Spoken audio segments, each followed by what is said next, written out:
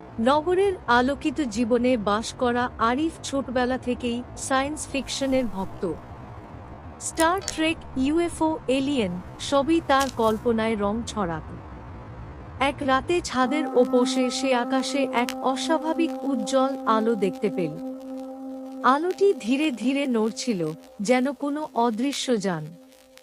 আরিফের মনে হলো, এ তো নিছক তারা নয়, নিশ্চয়ই ইউএফও।